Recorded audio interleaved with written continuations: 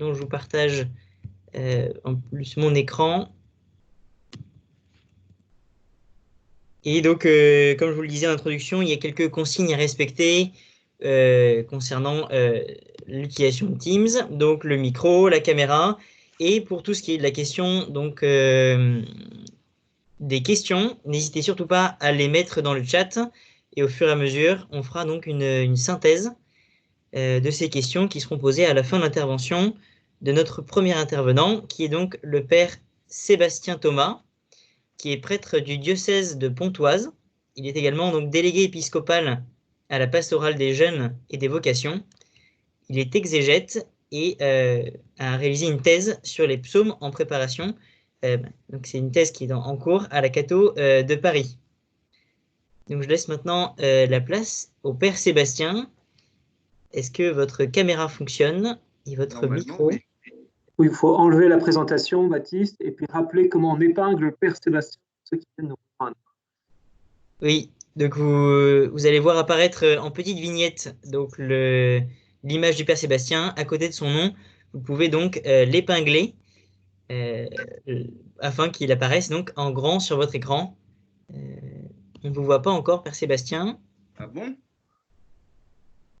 Alors, j'éteins, je rallume. C'est bon, on te voyait, Sébastien. C'est bon? C'est bon. Ouais, moi, je Parfait. Et vous m'entendez? On t'entend très bien. Oui. C'est formidable. C'est parfait. On y va? Quand vous voulez. Bon. Ben, d'abord, bonjour à tous. Je suis très heureux de vous rejoindre comme on peut. Hein. Normalement, j'aurais été heureux de vous rejoindre à Avenue de Breteuil, mais bon, c'est pas grave. Et je voudrais remercier tout simplement déjà le BN et puis le Père Régis d'avoir déployé beaucoup de créativité pour organiser quand même ces labos CGE. Voilà, pour ceux qui peut-être ont un peu en tête qui je suis, j'étais l'aumônier des étudiants de Cergy jusque l'année dernière, et puis j'étais à la rencontre nationale de Cergy, j'étais l'aumônier du BRN de l'année dernière. Voilà. Et le Père Régis m'a demandé de vous faire un enseignement en 2 temps sur donc la souffrance de la croix à la résurrection du point de vue biblique. Voilà, on va faire un parcours biblique ensemble sur cette matinée. Et je l'ai intitulé « Ne fallait-il pas que le Christ souffrit cela pour entrer dans sa gloire ?» Voilà, ne fallait-il pas que le Christ souffrit cela pour entrer dans sa gloire? C'est, vous le savez, une phrase que Jésus prononce devant les pèlerins d'Emmaüs. Et ces paroles de Jésus nous font entrer résolument dans ce thème difficile de la souffrance, qui est un thème qui en plus est assez providentiel, je trouve, parce qu'il nous obnubile un petit peu en ce moment. On en entend parler énormément, alors on applaudit les soignants, mais enfin on parle aussi beaucoup des malades et des défunts. Et donc cette souffrance, et puis la souffrance que sans doute nous pouvons connaître nous aussi dans cette période de confinement qui reste désagréable, même si j'ai lu que beaucoup étaient quand même en province, dans leur maison de campagne ou en famille ou tout ça. Alors ça peut aussi être des vrais moments de joie, des moments de peut-être même de plaisir de se retrouver en famille et de passer des bons moments ensemble. Mais il y a beaucoup de souffrance dans notre actualité. Mais nous comprenons avec cette parole de Jésus que la souffrance et la mort semblent être le passage obligé pour la résurrection. Mais il y a pour le coup une difficulté parce que sur la croix, Jésus a crié « Mon Dieu, pourquoi m'as-tu abandonné ?» On le voit par exemple en Matthieu 27, 46. Matthieu 27, 46. Et là, Jésus montre bien qu'il vivait dans la profondeur de son être une souffrance immense. Alors nous avons du mal à comprendre. Sur le chemin, la Bible nous aide à approcher du mystère de la souffrance pas à pas. Et ce matin, nous devrons nous contenter de quelques textes issus de l'Ancien et du Nouveau Testament, mais c'est toute l'Écriture que nous pourrions relire à la lumière de la question de la souffrance, de la mort et de la résurrection. Normalement, vous avez reçu un plan par mail, alors peut-être que j'essaierai de vous l'afficher une fois de temps en temps s'il y a besoin, en particulier pour les textes que je citerai. Dans le premier enseignement, donc ce matin en début de matinée, je vous propose un parcours qui nous conduira du psaume 21, celui-là même que Jésus cite sur la croix dans son cri de détresse, jusqu'au 4e chant du serviteur souffrant du prophète Isaïe, puis à la parabole des 2 fils dans l'évangile de Saint Luc. Nous essaierons de mieux comprendre comment le Christ accomplit dans son être l'ensemble des Écritures. Voilà. Ensuite, il y aura une pause. Alors, nous pourrons partager un café virtuel à ce moment-là, et puis nous reposer un peu l'esprit.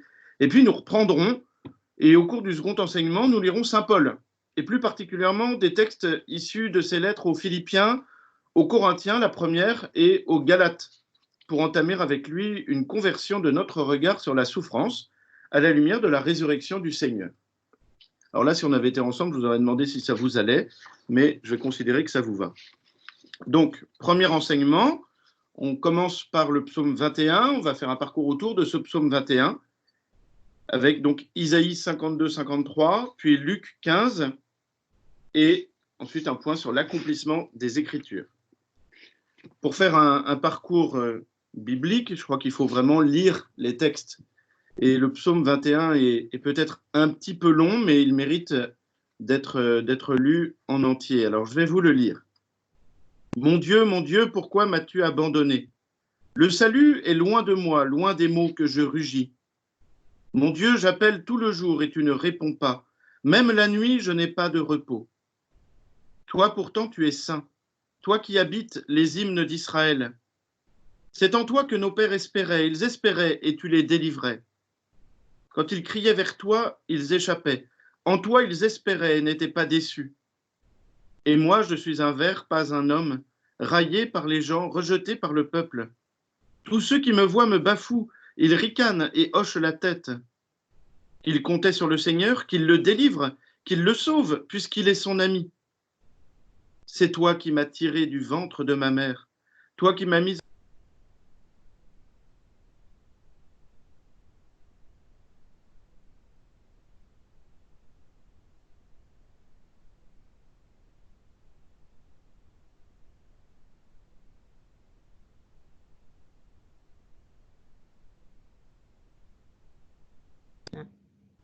Père Sébastien, je crois qu'il y a un petit souci de micro.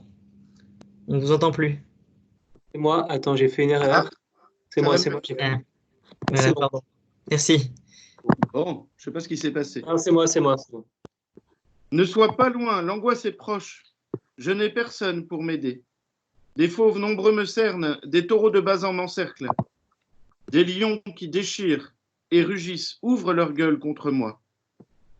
Je suis comme l'eau qui se répand, tous mes membres se disloquent. Mon cœur est comme la cire, il fond au milieu de mes entrailles. Ma vigueur a séché comme l'argile, ma langue colle à mon palais. Tu me mènes à la poussière de la mort. Oui, des chiens me cernent, une bande de vauriens m'entoure, ils me percent les mains et les pieds. Je peux compter tous mes os. Ces gens me voient, ils me regardent, ils partagent entre eux mes habits et tirent au sort mon vêtement. Mais toi, Seigneur, ne sois pas loin. Ô ma force, viens vite à mon aide. Préserve ma vie de l'épée. Arrache-moi aux griffes du chien. Sauve-moi de la gueule du lion et de la corne des buffles. Tu m'as répondu, et je proclame ton nom devant mes frères. Je te loue en pleine assemblée. Vous qui le craignez, louez le Seigneur. Glorifiez-le, vous tous, descendants de Jacob. Vous tous, redoutez-le, descendants d'Israël. Car il n'a pas rejeté, il n'a pas réprouvé le malheureux dans sa misère. Il ne s'est pas voilé la face devant lui, mais il entend sa plainte. Tu seras ma louange dans la grande assemblée. Devant ceux qui te craignent, je tiendrai mes promesses. Les pauvres mangeront, ils seront rassasiés. Ils loueront le Seigneur, ceux qui le cherchent. À vous toujours la vie et la joie. La terre entière se souviendra et reviendra vers le Seigneur. Chaque famille de nations se prosternera devant lui. Oui, au Seigneur la royauté, le pouvoir sur les nations. Tous ceux qui festoyaient s'inclinent, promis à la mort. Ils plient en sa présence. Et moi je vis pour lui, ma descendance le servira. On annoncera le Seigneur aux générations à venir. On proclamera sa justice au peuple qui va naître. Voilà son œuvre. Alors après cette lecture peut-être un peu longue, mais je pense quand même que ça vaut le coup d'entendre les textes dans leur totalité. Eh bien, il est bon de se souvenir d'abord que les psaumes sont de différents types. On parle de genres littéraires. Vous avez certainement déjà entendu parler des genres littéraires et c'est important parce que vous n'écrivez certainement pas vous-même de la même façon lorsque vous écrivez un topo lorsque vous écrivez un article, un compte-rendu, ou lorsque vous écrivez une poésie. Et donc, c'est important de savoir quel type de texte on est en train de lire. Alors, il y a un théologien, Hermann Gunkel, qui a beaucoup travaillé sur cette question des genres littéraires. Et selon lui, on peut distribuer les psaumes en 4 grands genres littéraires principaux. Les hymnes, les supplications nationales ou collectives, les supplications individuelles et les actions de grâce individuelles.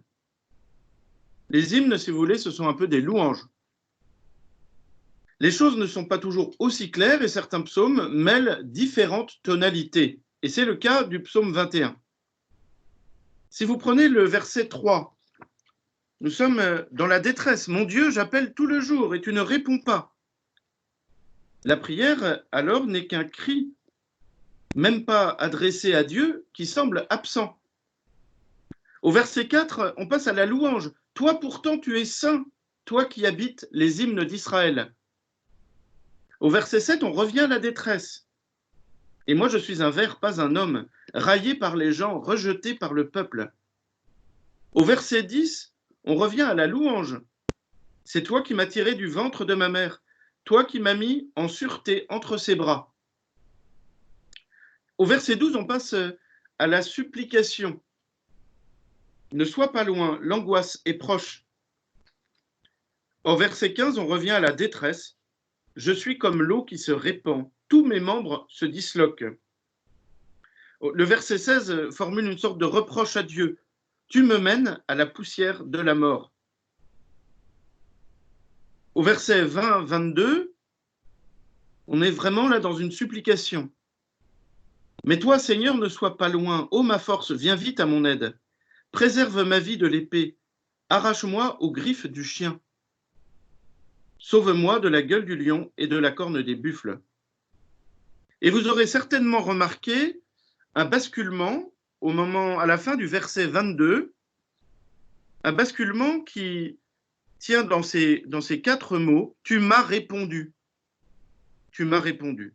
Et là, il y a vraiment un basculement vers la louange. Et ensuite, du verset 23 jusqu'au verset 32, donc le dernier tiers du psaume, eh bien, nous avons une longue louange qui commence ainsi. Tu m'as répondu et je proclame ton nom devant mes frères. Je te loue en pleine assemblée. Au verset 26, tu seras ma louange dans la grande assemblée. Devant ceux qui te craignent, je tiendrai mes promesses.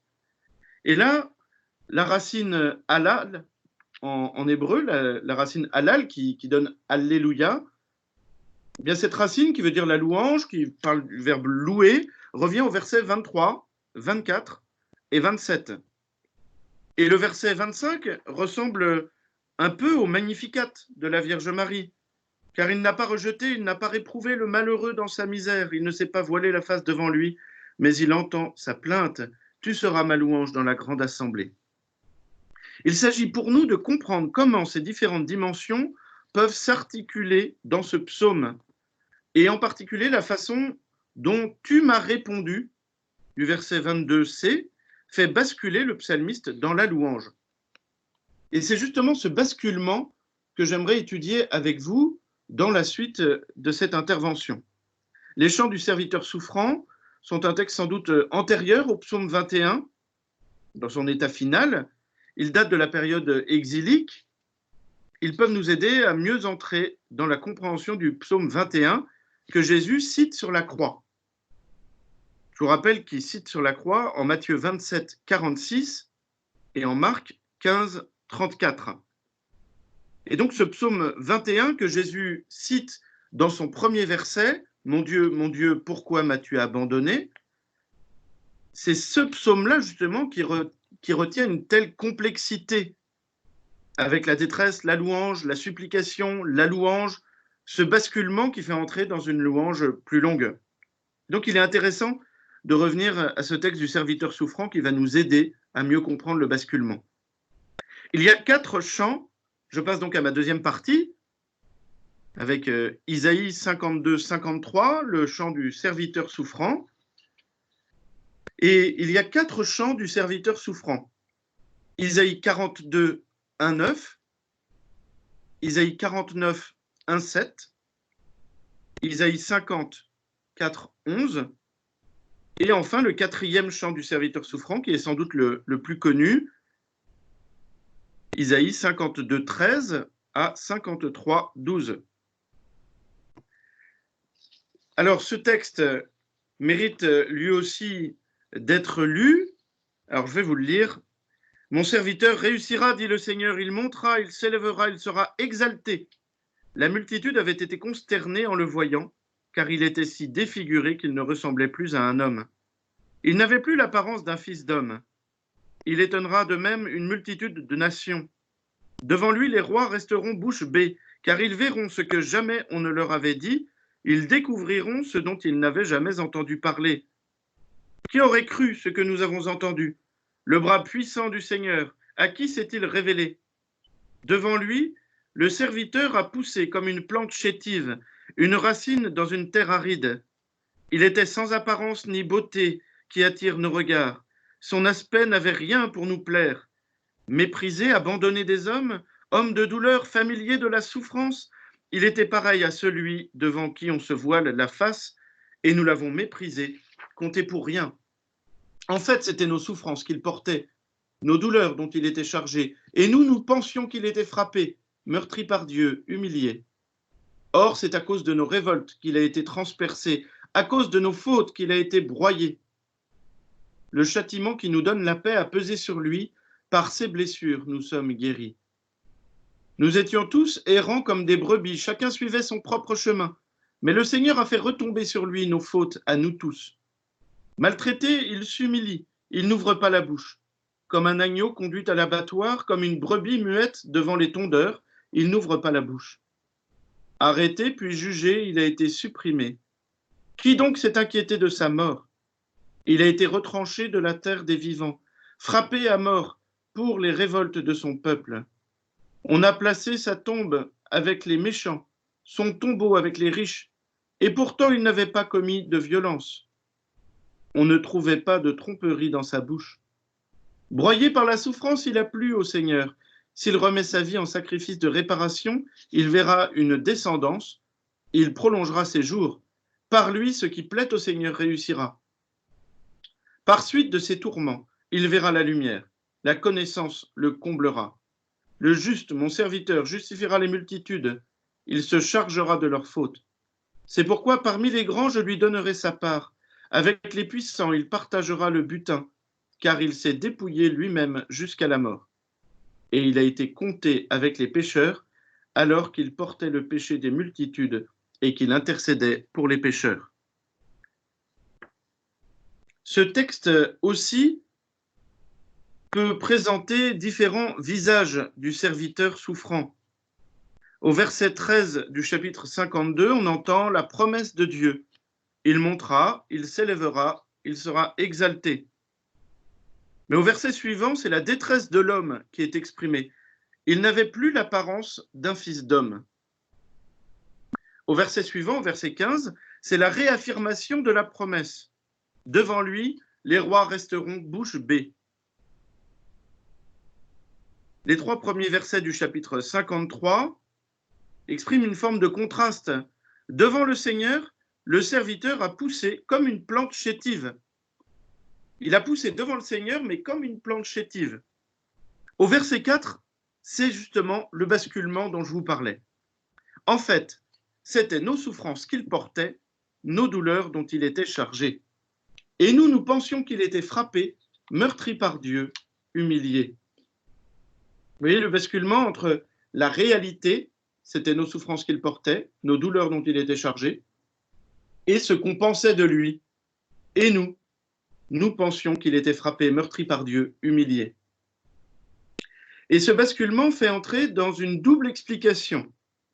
La première au verset 6, « Mais le Seigneur a fait retomber sur lui nos fautes à nous tous. » Et donc ce qu'il porte, la punition apparente, c'est non pas la faute du Seigneur, la punition du Seigneur, mais le Seigneur a fait retomber sur lui nos fautes à nous tous.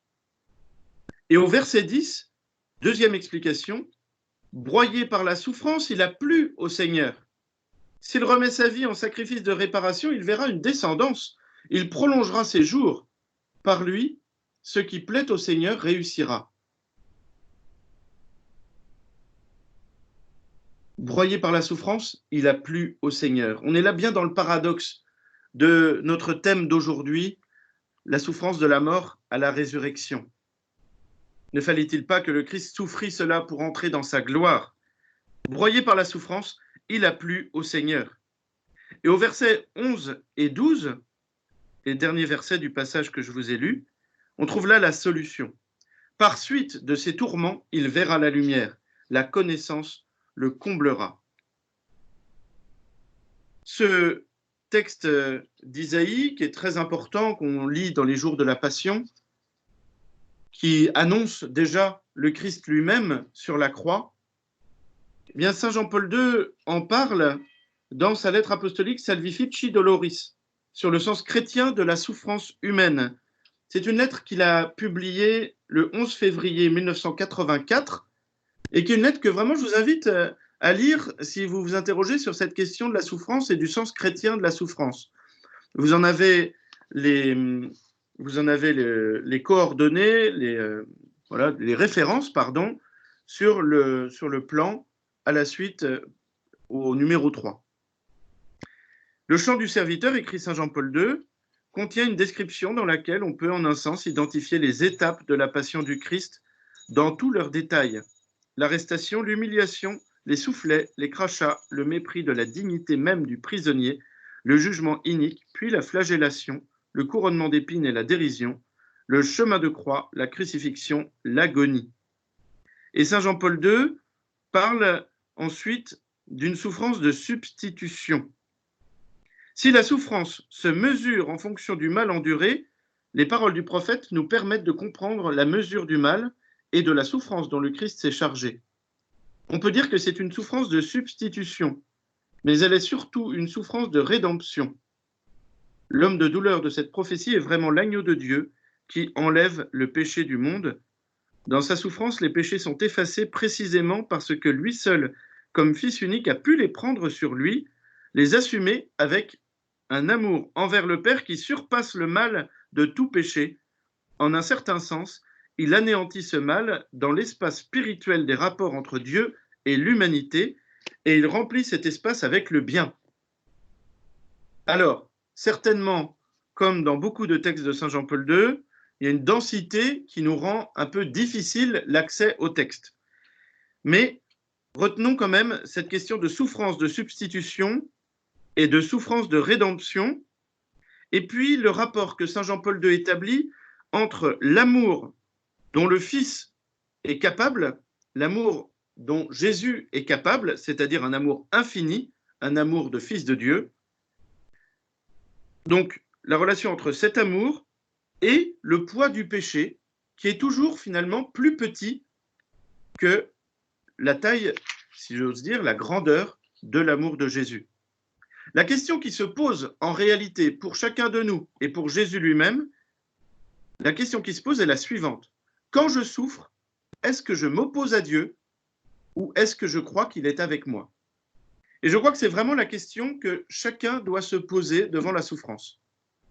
Quand je souffre, est-ce que je m'oppose à Dieu ou est-ce que je crois qu'il est avec moi? Une réponse va nous être donnée dans la parabole des deux fils, qu'on appelle souvent la parabole du fils prodigue, ou du père miséricordieux, ou du père prodigue en amour. En tout cas, c'est une parabole qu'on entend souvent dans le cadre de la préparation du sacrement de la réconciliation. C'est juste d'ailleurs parce qu'elle s'intègre complètement à l'ensemble du chapitre 15 de l'évangile selon saint Luc, qui rassemble 3 paraboles de la miséricorde. Mais je vous propose ici une autre lecture dans laquelle la parabole est non moins explicite. C'est au cœur de sa souffrance que le fils cadet décide de revenir à son père. Je vais vous lire cette parabole que vous connaissez bien, mais je vais vous relire simplement pour la question du basculement. Jésus dit encore, un homme avait 2 fils, le plus jeune dit à son père, « Père, donne-moi la part de fortune qui me revient. » Et le père leur partagea ses biens.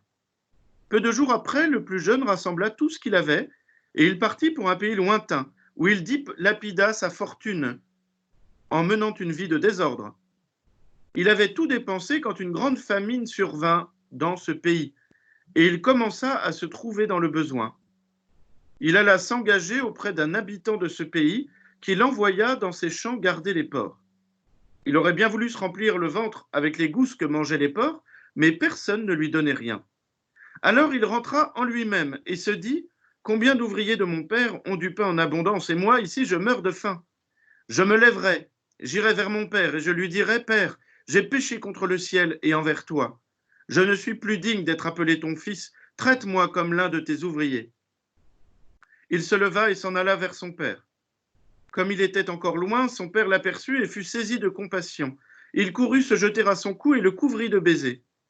Le fils lui dit, « Père, j'ai péché contre le ciel et envers toi. Je ne suis plus digne d'être appelé ton fils. » Mais le père dit à ses serviteurs, « Vite, apportez le plus beau vêtement pour l'habiller. Mettez-lui une bague au doigt et des sandales aux pieds. Allez chercher le veau gras, tuez-le, mangeons et festoyons. Car mon fils que voilà était mort, et il est revenu à la vie. Il était perdu et il est retrouvé. » Et ils commencèrent à festoyer. J'imagine que là, en entendant ce texte que déjà vous connaissez bien, vous avez reconnu le basculement. Au verset 12, le fils cadet prend sa part d'héritage et s'en va. Sans doute, une souffrance est-elle la cause de cette séparation. Un fils ne quitte pas son père pour n'importe quelle raison. Peut-être y avait-il déjà une rivalité avec le fils aîné. Peut-être son père le traitait-il d'une façon qui lui déplaisait. En tout cas, certainement, une souffrance est à la source de cette séparation. Ici encore, il nous est possible de reconnaître comment, dans la souffrance, le fils cadet revient à son père. Au verset 13 à 16, on lit la grandeur et la décadence du fils sans père. On voit peu à peu ce fils qui part la fleur au fusil avec son argent, et puis qui peu à peu n'a plus rien. Il dilapide sa fortune, la grande famine arrive, il n'a plus rien à manger. Au verset 17 à 19, c'est le basculement. Il rentre en lui-même et se dit qu'il va retrouver son père. Et donc, en lui-même, son père ne l'avait jamais quitté. Mais la question qui se posait, c'était est-ce que dans la souffrance, il continuait de s'opposer à son père, de se séparer de lui, ou est-ce qu'il revenait à lui? Ou est-ce qu'il comprenait que le père était toujours avec lui? Eh bien, ce basculement lui permet ensuite le retour vers le père et le retour finalement à la joie, à la fête, à la prospérité. Parce que l'accueil du père est inconditionnel. Le père, en réalité, n'avait jamais quitté son fils, mais le fils avait quitté le père. Notons le double sens du verset 24. Quand le père dit « Mon fils que voilà était mort et il est revenu à la vie, il était perdu et il est retrouvé. » Pour le père, sans doute, et c'était une grande souffrance pour lui, le fils était mort et il est revenu à la vie, il était perdu et il est retrouvé. Mais on peut comprendre aussi la parole du père comme une parole qui concerne le fils lui-même. Le fils lui-même fait l'expérience que sans son père, il était mort et perdu, mais qu'avec son père, il revient à la vie. C'est donc sans doute la souffrance qui a conduit le fils à s'éloigner, mais cet éloignement n'a fait qu'accroître sa souffrance. Et dans la souffrance, il a découvert ensuite que le retour à son père lui permettrait de retrouver la vie. Une leçon de cette parabole, qui n'a pas dû échapper aux auditeurs de Jésus à l'époque, est que seul le retour au Père permet de dépasser la souffrance. Pour terminer, ce matin, avant la pause, je voudrais vous lire deux passages importants où il nous est bien dit que le Christ accomplit les Écritures et que c'est bien dans le Christ, et en particulier dans la fête de Pâques, dans les jours où nous allons célébrer dans quelques semaines la mort et la résurrection du Seigneur, que c'est bien là que le Christ accomplit les Écritures. Écritures dont je vous ai tiré quelques passages dans le psaume 21, dans les chapitres 52 et 53 du livre d'Isaïe, et dans l'Évangile selon saint Luc au chapitre 15. Plus encore qu'à la croix, je crois, le Christ s'ouvre à Gethsémani. Parce que c'est là qu'il a cette espèce de déchirement en lui, où Jésus dit « Père, tout est possible pour toi. Éloigne de moi cette coupe. Cette souffrance de Gethsémani, cette souffrance du combat spirituel que certainement nous connaissons tous et dans ces jours de carême peut-être encore un peu plus que d'habitude, cette souffrance est également un lieu de discernement pour nous. Dans la souffrance du combat spirituel, est-ce que je m'oppose à Dieu ou est-ce que je crois qu'il est avec moi? Et c'est pour cela que je vous dis que peut-être plus encore qu'à la croix, le Christ souffre à Gethsémani. Et si nous pouvons être surpris par son cri « Élie, Élie, lema sabachthani » mon Dieu, pourquoi m'as-tu abandonné?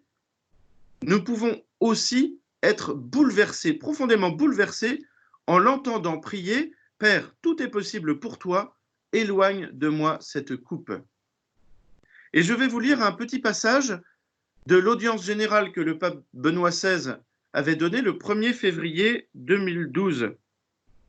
L'audience générale dans laquelle il commentait justement ce passage. Jésus poursuit sa prière. « Abba, Père, tout est possible pour toi. Éloigne de moi cette coupe. Cependant, non pas ce que je veux, mais ce que tu veux. » Dans cette invocation, il y a 3 passages révélateurs, dit Benoît XVI. Au début, nous avons le redoublement du terme avec lequel Jésus s'adresse à Dieu. Abba, Père. Nous savons que le mot araméen Abba est celui qui était utilisé par l'enfant pour s'adresser à son Père et exprime ainsi la relation de Jésus avec Dieu le Père, une relation de tendresse, d'affection, de confiance, d'abandon. Dans la partie centrale de l'invocation, il y a un deuxième élément, la conscience de la toute-puissance du Père.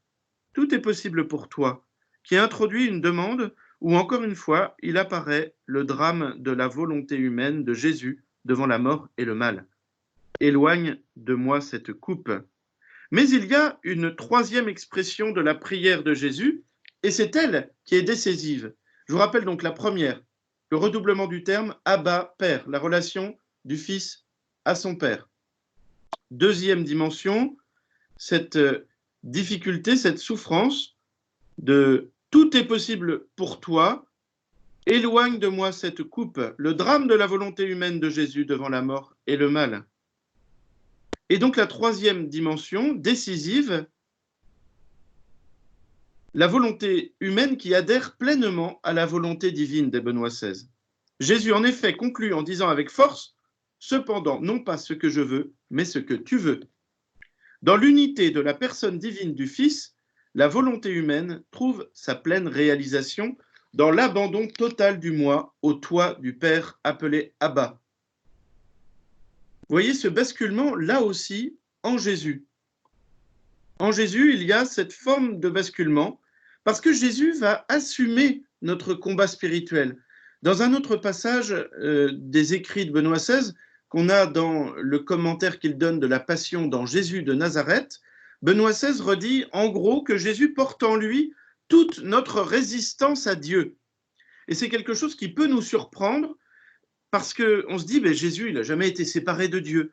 Oui, mais si Jésus a voulu nous sauver profondément, si Jésus nous a sauvés, il a sauvé aussi ceux qui, en nous, résistent à Dieu.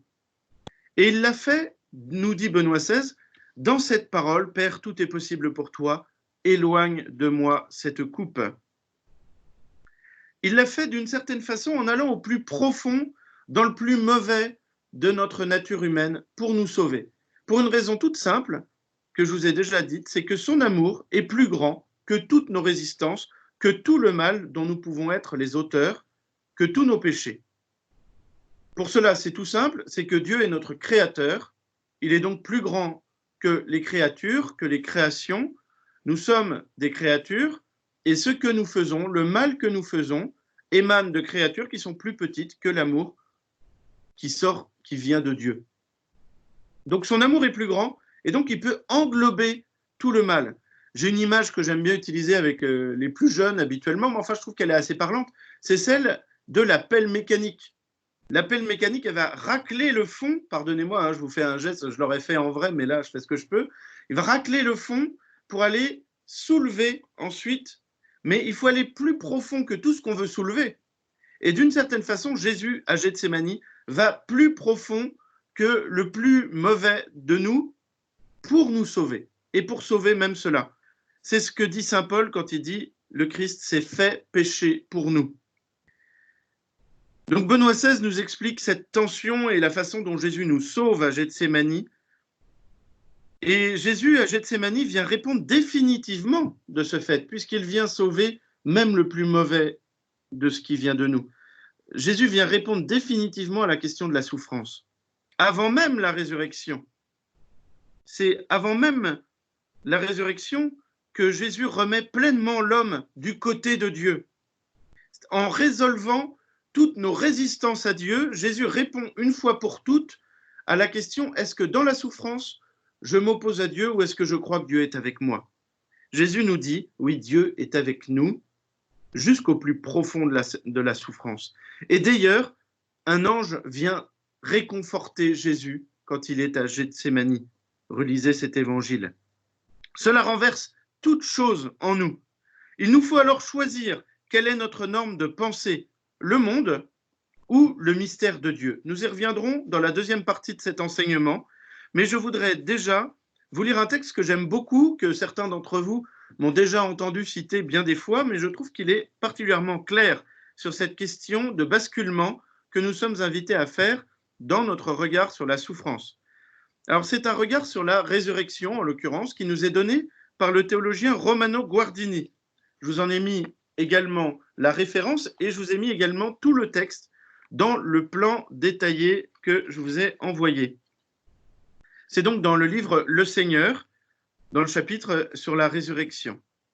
Romano Guardini écrit ceci: « Nous comprenons que Jésus n'est pas venu pour apporter au monde des connaissances, des expériences nouvelles, mais pour nous libérer de l'emprise du monde.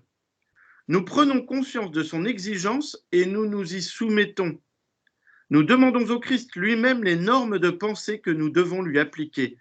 Nous sommes prêts, oui, nous sommes prêts à apprendre qu'il ne veut pas perfectionner le monde avec les soi-disant valeurs ou énergies plus nobles et plus intérieures, mais qu'une nouvelle forme d'existence commence avec lui.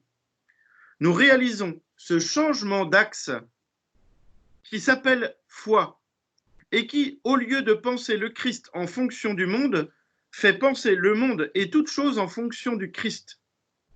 Alors, nous ne dirons plus « dans le monde, on ne voit pas de mort ressusciter à la vie, donc le message de la résurrection est un mythe », mais nous dirons « le Christ est ressuscité, donc la résurrection est le fondement du monde véritable ». Voyez, ne pas dire « on n'a jamais vu de mort ressusciter à la vie, donc le message de la résurrection est un mythe », mais dire « le Christ est ressuscité, donc la résurrection est le fondement du monde véritable ». C'est exactement le basculement que nous sommes invités à faire dans notre regard sur la souffrance. Voilà, je vais m'arrêter là pour maintenant. Nous reviendrons à ce changement d'axe qu'on appelle la foi, à ce basculement, dans quelques instants pour le second enseignement avec saint Paul. Mais voilà, je ne sais pas s'il y a quelques questions qui sont apparues pour l'instant. En tout cas, je me tiens à votre disposition. Merci beaucoup, Père Sébastien.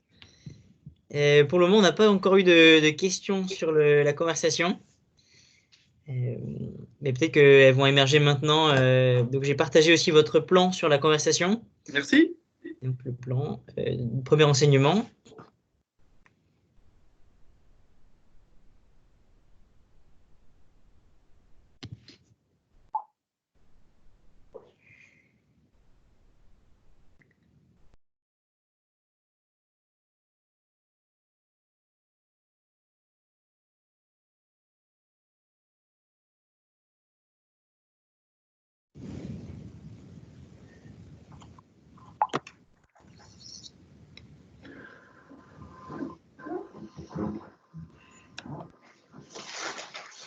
Ça va arriver, Sébastien.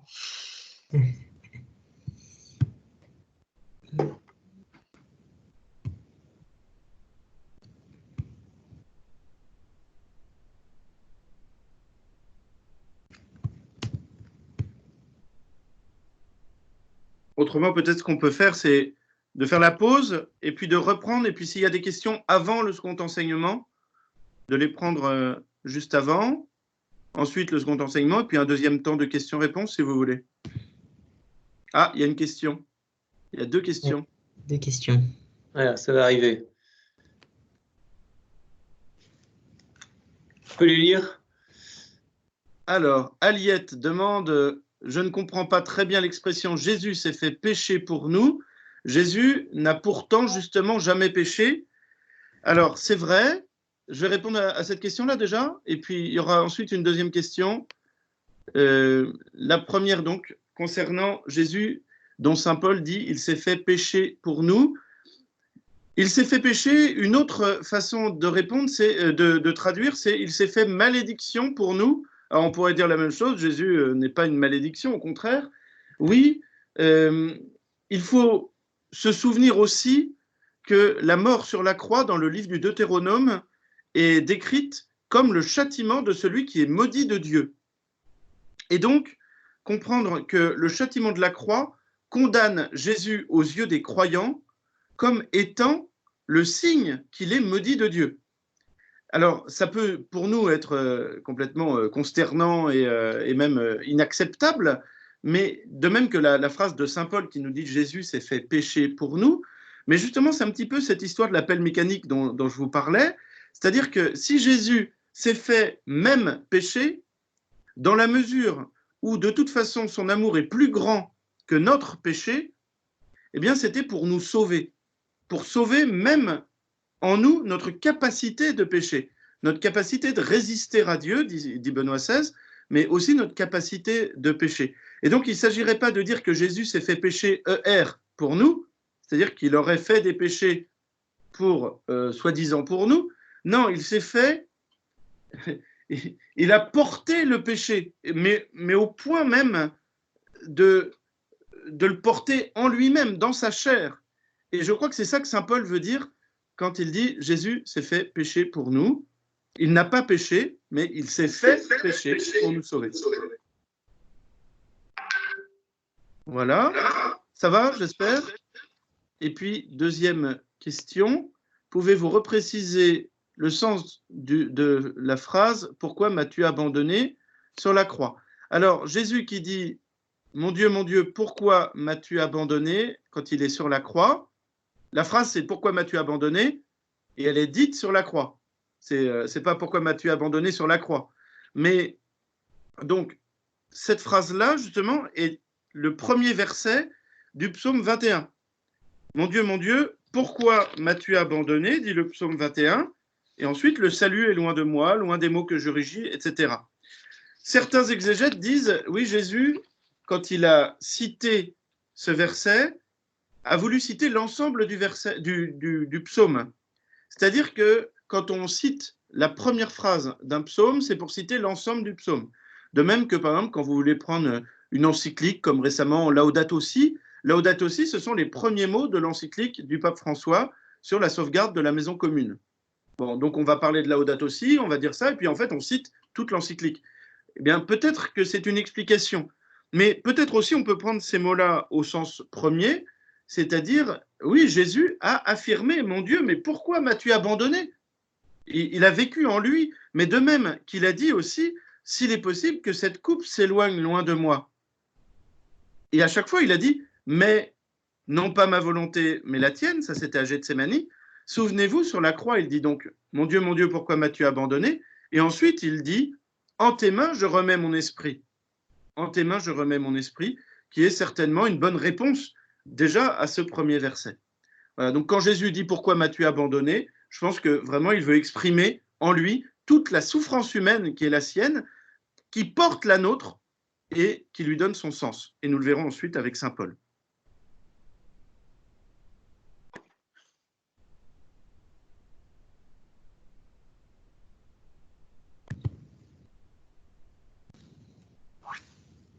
Je t'en prie.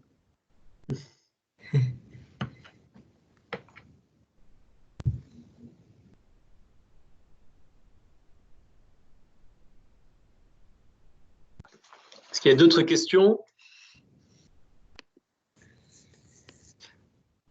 Est-ce que, Sébastien, tu peux nous parler aussi, c'est quand même assez incroyable ce psaume 22, dans la manière prophétique qu'il annonce la croix et la passion de Jésus. Est-ce que tu peux nous en dire plus sur cette dimension prophétique des psaumes dans un détail aussi élaboré? C'est quand même assez incroyable. Alors, bon, je pense comprendre la question, en tout cas dans un sens, c'est-à-dire que les psaumes, mais de même que le texte du livre d'Isaïe, alors c'est le prophète Isaïe, évidemment, donc on est moins surpris qu'il soit prophétique, mais c'est vrai, dans tous les textes de l'Ancien Testament qu'on connaît souvent assez mal, eh bien, ils sont tous accomplis par le Christ. Et c'est important de ne pas oublier que le Christ, c'est le Verbe qui s'est fait chair. Voilà, je vous renvoie au premier chapitre de l'Évangile selon saint Jean. Le Verbe, c'est la parole de Dieu. Jésus est la deuxième personne de la Trinité. Il est la parole de Dieu qui s'est faite chair. Et c'est vraiment la parole qui s'est faite chair. Souvenez-vous, à la messe, quand on dit « acclamons la parole de Dieu », on répond « louange à toi, Seigneur Jésus ». Et donc, c'est vraiment toute la parole de Dieu qui est incarnée en Jésus. La lettre aux Hébreux dit quelque chose de l'ordre de Jésus est le dernier mot que Dieu voulait nous adresser. Et donc, je ne sais pas si la question se posait précisément sur le psaume 21, mais en tout cas, je pense que c'est important aussi de bien avoir en tête que tous les textes de l'Écriture, qui soient extrêmement anciens ou plus récents, presque à la période du Christ, dans l'Ancien Testament, et puis tous les textes du Nouveau Testament, un peu plus évidemment, puisqu'ils témoignent de la résurrection de Jésus, mais tous ces textes sont accomplis dans le Christ. Et Jésus leur donne le sens plénier. C'est-à-dire qu'on pouvait comprendre quelque chose du serviteur souffrant, alors quelqu'un comme René Girard a interprété d'ailleurs ce texte du serviteur souffrant très bien en le voyant sous l'angle du bouc émissaire, mais on voit aussi que, par exemple, chez René Girard, le sommet du bouc émissaire, c'est le Christ lui-même. Et donc, c'est pas très étonnant qu'on y voit là une dimension vraiment prophétique. Et juste avant que tu attaques cette question-là, attends, je voulais dire. Comment ça se fait qu'en ayant ces textes-là, le peuple juif, en ayant le psaume, en ayant le prophète Isaïe, n'est pas, au moment de l'événement historique de la croix, réinterprété ces textes à la lumière de Jésus-Christ? Et finalement, ils étaient prévenus. Ils avaient tout pour ne pas crucifier. Est-ce qu'on a à ce moment-là une lecture C'est étonnant qu'on ait cette forme d'aveuglement par rapport à l'écriture et son interprétation au moment de la croix. Alors pour moi, là, on est vraiment à la question dans la question du mal et pas spirituel. C'est-à-dire que qu'est-ce que c'est qu'un péché? Un péché, une définition assez simple, hein, c'est mal, je le sais et je le fais. Bon, quand tu commets un péché, Régis, c'est mal, tu le sais et tu le fais. Moi, c'est pareil, c'est vrai pour chacun de nous. Je pense que collectivement, c'est vrai aussi. Et collectivement, le peuple d'Israël qui était nourri de la parole de Dieu a aussi fait le mal en le sachant. Et c'est le drame de notre condition pécheresse. Et je crois qu'on est renvoyé à cette question-là. Merci. Une question de Sylvain. Alors, pourriez-vous revenir, là c'est remonté, pourriez-vous revenir sur la question des relations entre volonté humaine et volonté divine de Jésus? Alors, ce n'est pas tout à fait le sujet de la fin de la matinée. Peut-être que le Père Sylvain en parlera. Oui. Il est plus théologien que moi, c'est des questions plus de théologie. Mais en tout cas, une première réponse, c'est que Jésus est vrai Dieu et vrai homme. Et ça, on a parfois du mal à continuer de le considérer tout le temps. Il est vrai Dieu et vrai homme, donc il a une vraie volonté humaine et une vraie volonté divine. Et il n'y a pas de séparation en lui, il n'y a pas 50% de volonté humaine et 50% de volonté divine. Et donc, on ne peut pas dire que c'est que la volonté humaine du Christ qui dit « Seigneur, que cette coupe s'éloigne loin de moi », et la volonté divine de Jésus qui dirait « Mais non pas ma volonté, mais la tienne ». Vous voyez, il ne s'agit pas de dire ça. C'est pleinement Dieu et pleinement homme que le Christ a vécu cette souffrance humaine et qu'il a lutté et qu'il a fait ce basculement en disant « Mais je m'abandonne à toi ». Je m'abandonne à Dieu. Et ça c'est possible pour nous. Et c'est justement, je pense aussi comme ça que Jésus nous sauve. C'est-à-dire qu'il nous sauve pleinement grâce à sa volonté humaine qui s'est abandonnée à Dieu. Voilà. Je pense que c'est très difficile d'arriver à bien distinguer. Peut-être que Régis aurait plus de choses à dire aussi là-dessus, parce qu'il est plus théologien que moi. Il faut que je coupe mon micro parce que ça fait résonance. Donc, et Sylvain répondra cet après-midi. D'accord. Alors, Alexandre, parfois on utilise le mot racheter pour parler de l'action de Jésus envers nous sur la croix. Racheter quoi et pour qui? Qui est le débiteur qui attend notre dette? Dieu est-il un banquier? Sacré Alexandre. Je te reconnais bien là. Alors, racheter de quoi et pour qui?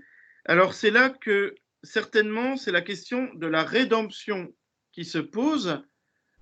La question n'est pas vraiment de racheter. Je pense que le terme peut être en effet mal compris pour nous dans des relations commerciales avec Dieu. C'est l'idée un peu du chant Minuit chrétien aussi, hein, qui a fait couler beaucoup d'encre sur cette question-là. Mais en revanche, la rédemption et la substitution, je crois que c'est important. Qu'est-ce qu'on entend par racheter? Je pense que c'est nous ramener à Dieu. Et en réalité, c'est à nous de nous racheter. Mais pas de nous racheter vis-à-vis de quelqu'un, parce qu'évidemment, Dieu a un amour immense, mais dans quelle mesure je vais fournir un effort pour revenir à Dieu? C'est-à-dire que Dieu, moi je crois que Dieu me tend la main, qu'il m'ouvre les bras en permanence, mais est-ce que je me donne la peine de revenir dans ses bras? Est-ce que, comme le deuxième fils, donc le fils prodigue, est-ce que je me donne la peine d'oser revenir à mon père, en ayant quand même un peu peur qu'il me rejette? Je crois que le fils cadet fait pas trop le malin quand il revient vers son père quand même. Il est prêt même à... il pense que le père va lui ouvrir sa porte, mais il n'en est pas sûr, et donc il fait un énorme effort sur lui-même. Eh bien, racheter, je crois que ça veut dire un peu ça quand même. C'est se racheter soi-même. Sauf que le Christ l'a fait pour nous. Et donc, il nous a rachetés. Mais pas par rapport à un amour de Dieu qui pourrait être commercial, qui pourrait se faire sous condition. J'aime bien dire aussi que l'amour de Dieu est sans condition, mais qu'en revanche, il y a des conditions pour que nous vivions dans cet amour, que nous ouvrions notre cœur. Et je crois que c'est ça que ça signifie. J'espère que ça te va. J'ai toujours peur quand je réponds à Alexandre. Ah, il dit merci, c'est chouette. Parfait, eh bien merci beaucoup, Père Sébastien.